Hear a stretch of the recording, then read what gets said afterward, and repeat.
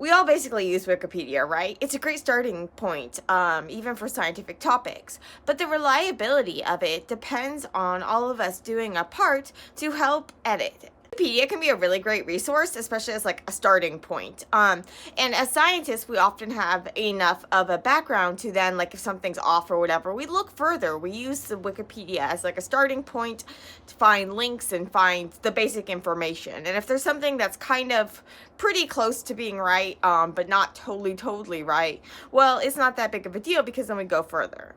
But if people don't have the scientific background to go further, then they're not going to be able to realize that those things are slightly off. And even if it's just like a really minor thing, it can get you really confused. So it's up to us to edit Wikipedia and make it this great free resource so that everybody can benefit from it and that all the information is really reliable. So I think scientists have like a responsibility to help keep this content really free, accessible, and accurate and extensive. And so I'm really big into Wikipedia editing, and so I want to help others get involved too if they're not very familiar with it. So if you're looking for a New Year's resolution, I suggest Wikipedia editing, and I'm going to talk about it most from like a science point of view because, well, I'm a scientist. But really, you can be editing anything. So I as a person, like every time I go to a Wikipedia page, like if I'm not just like in a super time crunch, if I realize that there's like some sort of error or typo or something, just go ahead and fix it. So once you get comfortable, it's really easy. You can also just edit pages about things that you're really interested in, like race cars or Legos or whatever it is. And so we need people that are interested in all of these things to be editing Wikipedia, so we don't just have all of the Wikipedia pages being about the things that the like traditional Wikipedia editors care about. And so this has been a problem with people, with there being like not very much on women in science and stuff. So I've done posts on how to make articles about like female scientists. I have a lot more content on my blog. Really more extensive content. And today I just want to give you a quick guide to getting started with Wikipedia editing, now that I've hopefully convinced you that it is something that's really important to do and not very hard. So I've done a lot more on this in the past, and so I will link to my blog post when I give, I even have like a longer video with a lot of information about Wikipedia editing, even slideshows and stuff. Today, I want to just kind of like give you a practical example of going about it. And so one of the most important things to know is that there's always help. And so there's this Wikipedia tea house that I will link to. This is for like asking newbies and stuff, asking questions. And so the people here are very friendly and helpful, and they won't like make fun of you for not knowing how to do something or something. So this is a really helpful place, and there's also a lot of tutorials. But really, if you just want to do some really simple editing, if you're not talking about like creating new pages or that sort of thing, it's really fairly simple. And so when you like, you don't technically have to have an account to edit, but I suggest you do get an account, and it will help and that sort of thing. If you get an account, so my account is like Biochem Life, so basically every user then will have like a user page. You can participate in different projects, and you can get updates about various things on like your talk page. But we're not going to really talk about this stuff. I want to tell you about just like the general article editing. And so I want to give you this example using this article for Gmp Reductase, which is this enzyme, so this protein reaction helper that's important in nucleotide metabolism. And so more specifically, what it does is it converts GMP, guanosine monophosphate, into IMP, inosine monophosphate, which is a precursor for making AMP and making GMP. And as such, it has a role in helping convert GMP to AMP if needed to help kind of like balance out the nucleotides. The like spurring of today's video was that I was looking at this article, and the way it had it written was kind of confusing me because it was saying that it was like converting G to A. And really what it's doing is converting GMP to IMP, which can then be converted to AMP or IMP. So it's kind of like it converts it to an intermediate between the two. And so it's this really little thing, but it can be really confusing when you see like, wait, it's converting it to IMP, and then when you look like everywhere, it's saying G to A, but really it's not. And so it was just like confusing the heck out of me. And so I wanted to clarify and change it. So let me show you how I do this. And then I'll show you how we can add some other things as well. So for every article, there's going to be an article page and then a talk page. So as you might expect, the article is what you see if you were to just go in your browser and go to Wikipedia and type in Gmp Reductase, or if you go there directly from your Google search or whatever. The talk page is going to be here you'll see a variety of things depending on the article. So you can see that articles, if you put it as part of, you can add them to like different projects or whatever. So this is part of the project molecular and cell biology. And when you add it to like a project, then it gets like reviewed. And so this is rated, that's when it was rated a subclass. So meaning that it's needs some work, basically. It's like a starter. And they thought it was low importance and this on their scale. And then it gives us some categories. On some talk pages, you'll see if people had, like, if there were disputes about various things, or if there were suggestions for how to make things better. Sometimes you'll see on the talk page, people will have resources that they found that they didn't have time to like add a lot of stuff, but they found these resources that they thought would help future people with editing. So the talk page is really a page for people who are interested in like editing the page and that sort of thing, kind of being able to talk and collaborate and make the page even better. And it can also be good even if you're not interested in really editing it, if you want to see if whether there was dispute about a various thing or that sort of thing. So if you go to the article page, this is where we're going to see like the content as it currently is, but you can also see the history. So this is an important thing too, is that everything is going to have a history, like everything you do is going to be like recorded. That sounds really scary, but really what it means is that you can go back. And so you don't have to be afraid about like making an error, because you can correct the error and other people can correct your error. So basically you can see like this is the history of this. And what you can do is you can compare selected revisions. So for example, if I want to compare the revision that I made to this page, I can click what it was before and what it was after. And you can see the change that I made. If you go to the history page, you'll actually see that I made multiple changes, because first what I did was I added that it needed a citation because I wanted to make sure that it was that my confusion was justified. And so originally I just add a citation, which I'll show you how to do. And then I fixed it. And then somebody fixed my punctuation error where I had I put the period before I put the period after the citation instead of before. And so it's kind of funny because this is like the opposite of how I have to do it in my like manuscript and stuff. So like my paper draft. But anyway, so going back to the article. And so let's look at how I did this. So if you want to edit a page, what you're going to do is, so we were looking at read and we were looking at view history. If we want, we can go to edit.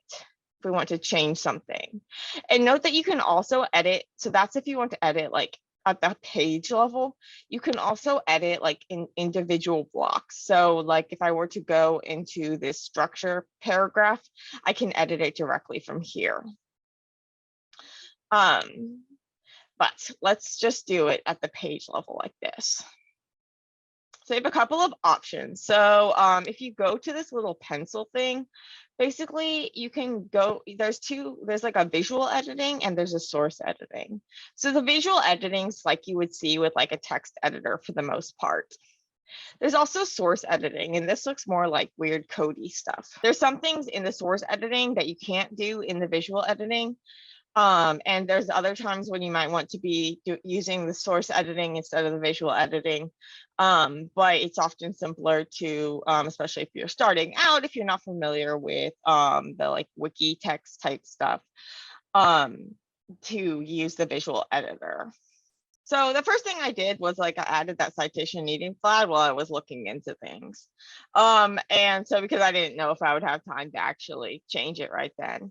But basically, so I'm not going to actually this isn't where I would want to add a citation needed flag, but just an example, I show you how I can do it.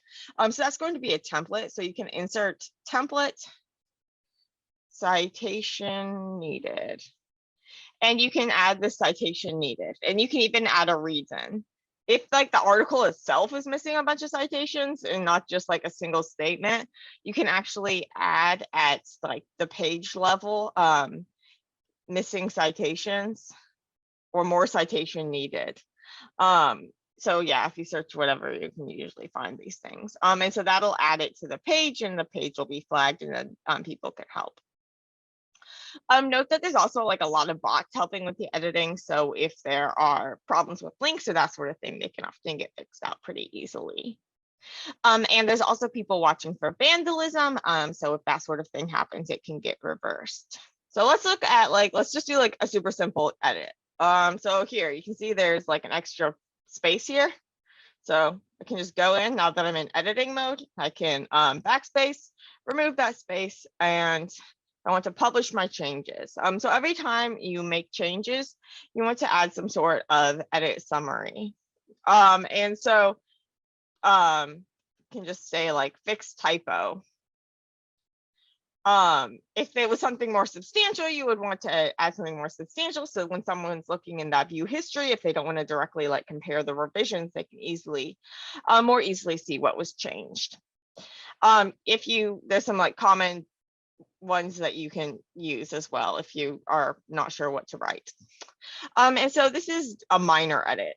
And so I can press this as a minor edit, and this way people, if they are just looking at the history, they're like, oh, I don't need to really go and look, they didn't make that big of a change. And you can also put it to watch this page.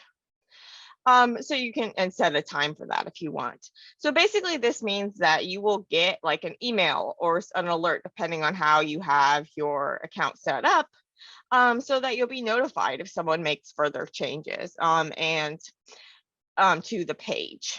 And so then you can publish your changes.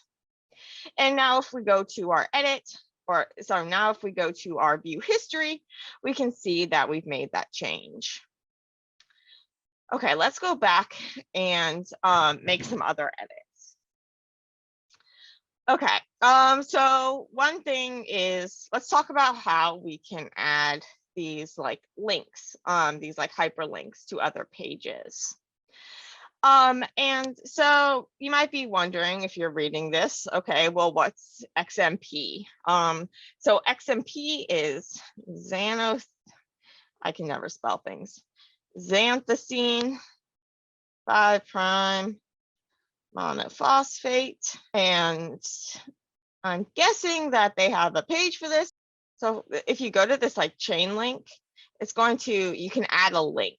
And so you can add a link to a Wikipedia page or to like an external site.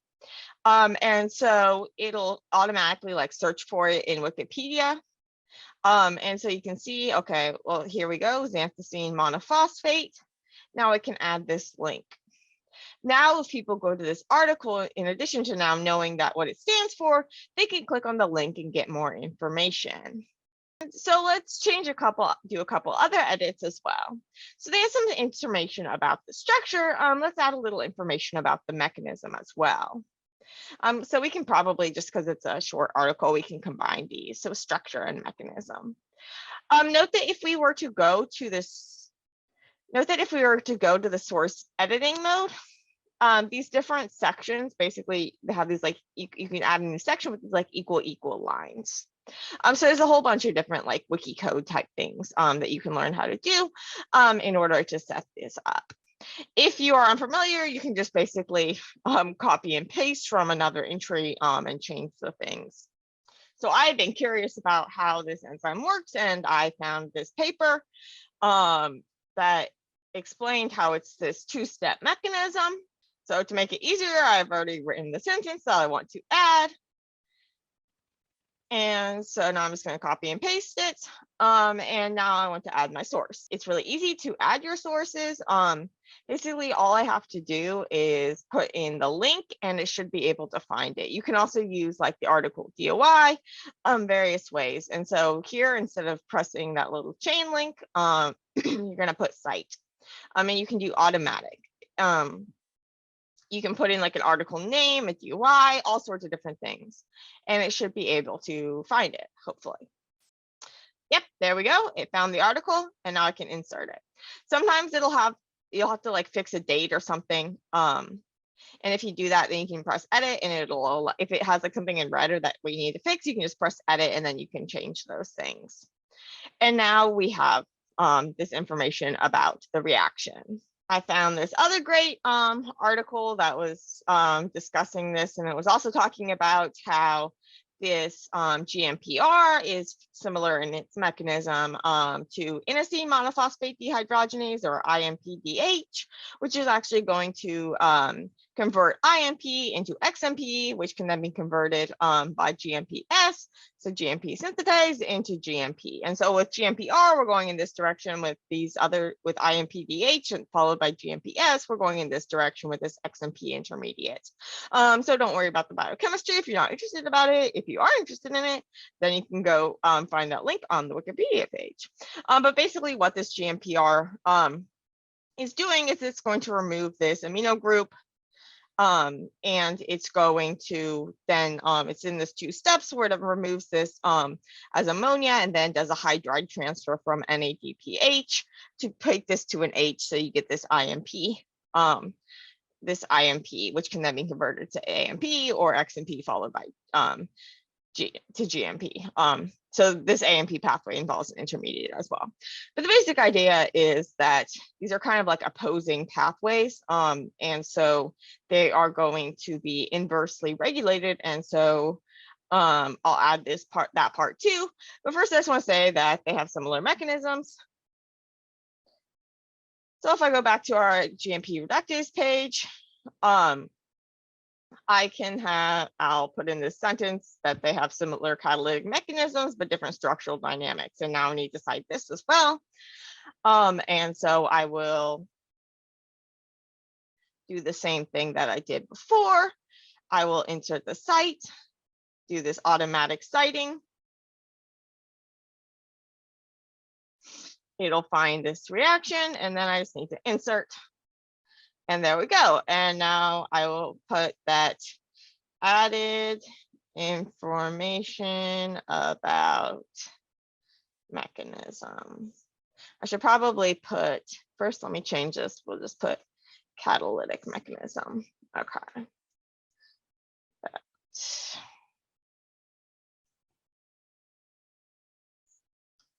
And now I'll publish change. And now if we go to our view history, we'll see that I have added this. But why stop there? Let's add a couple more things. So I'm not sure where the best place to put this is, so hopefully other people can edit the page and make it even better. But I want to say something about how this is the only pathway that's recognized to be able to convert GMP to AMP indirectly through that intermediate. And so I had found that information from that same article that I just cited. And so what I can do now is I can go to reuse. And so that article was this Hedstrom. So if I just search Hedstrom or whatever, I can find this article.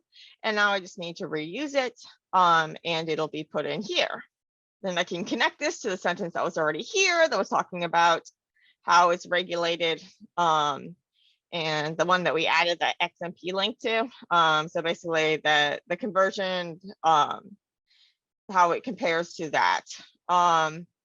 And then I'll just connect these two mechanisms and I need to put in the citation. And once again, it was that same one. So I can just search for Hedstrom, or I can find it there, and I'll put that in right now. And now we'll publish our changes, and we'll just put added information about regulation and comparison to IMPDH. And now we have that added as well.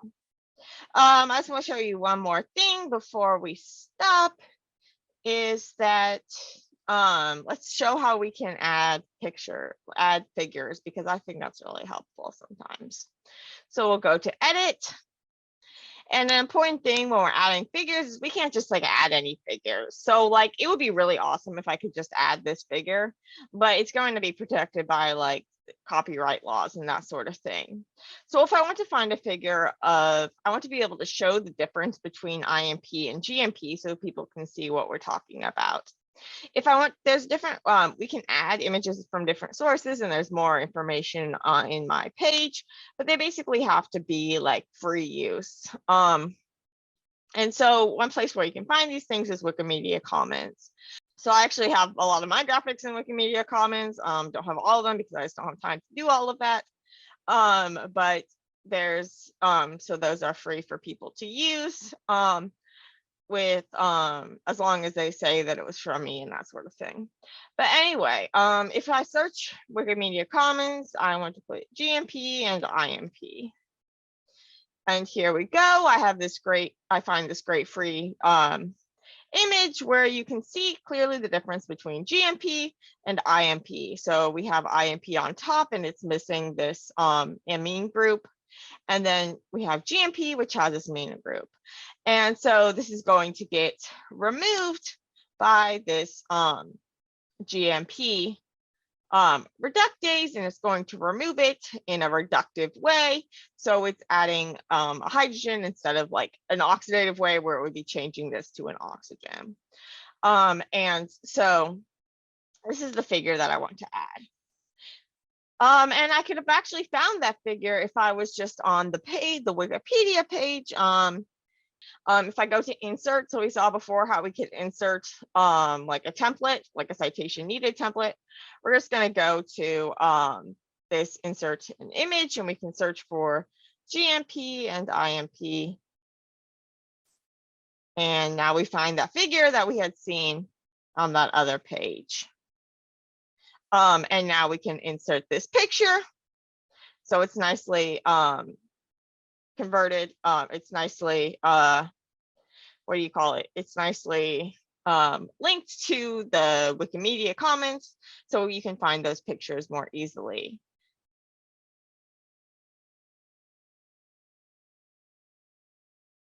And we'll just compare it. We'll just caption it. Comparison of IMP top and GMP bottom. And now it will add the figure. And now I can publish our changes. We'll just put added figure. And now we go to our view history. We'll see all of the changes we made. And if we want to reverse any of them, we could go back to the other version. So we don't have to worry about that.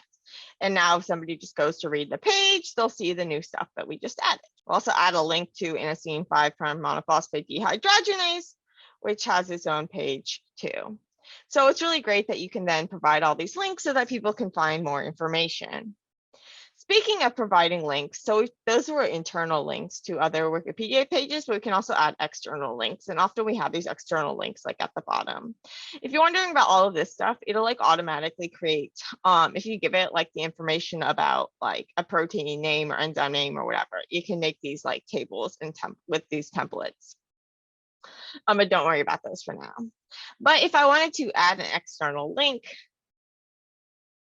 I can then add another link here. And what I want to do is I want to add this page with where you can actually see the mechanism, the proposed mechanism of how this is actually going to work, because I think it's really cool. So I will just name it mechanism and catalytic site atlas Gmp reductase proposed catalytic mechanism. So now if I go to this link, I'm going to add an external link.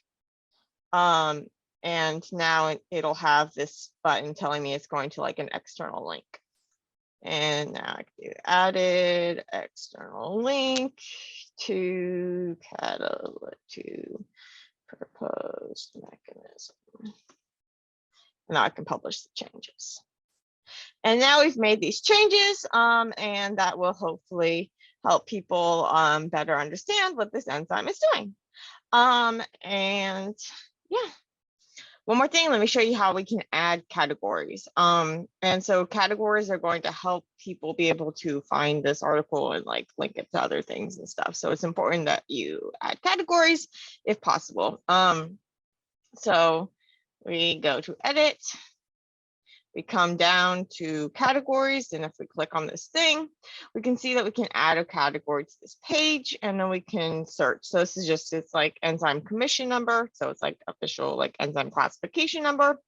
It's an oxidoreductase.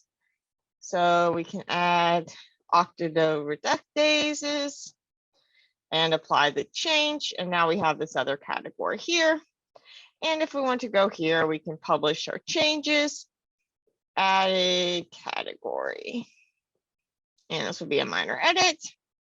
Publish our changes, and voila. And now we can see all the changes that we made this morning. And hopefully when I come back and look later, there'll be a lot more changes that other people made to help make the page even better. And the great thing is that you can do this for like any page. You can go and improve any page that you find.